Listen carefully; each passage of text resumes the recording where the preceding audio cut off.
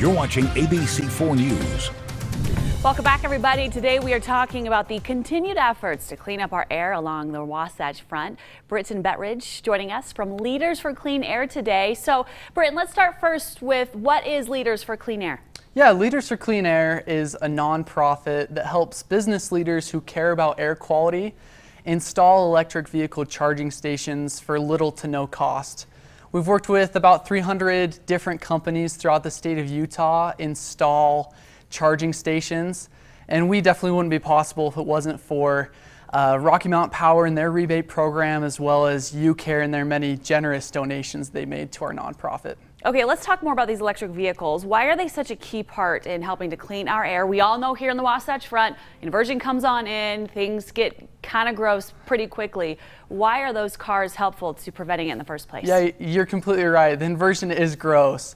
You know, electric vehicles are crucial because 50% of that pollution comes from tailpipe emissions.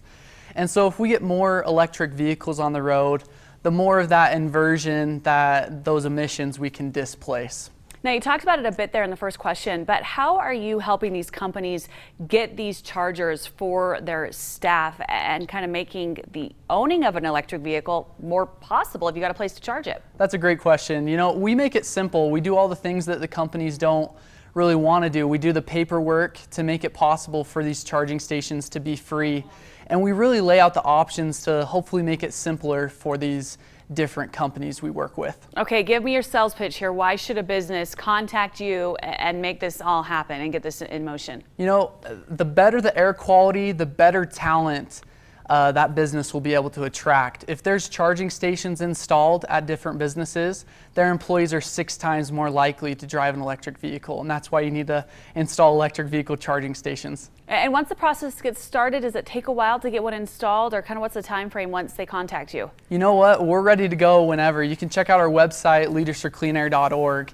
And all the information is on there. You can check out our leaders, our frequently asked questions, and go ahead and contact us. Okay, that sounds great. The goal, the ultimate goal, is cleaner air for the entire northern part of Utah and the state of Utah and beyond. So thank you so much for joining us today, Britton. We sure appreciate it. Thanks for having me. That website he just referenced, of course, you can find on our website, abc4.com.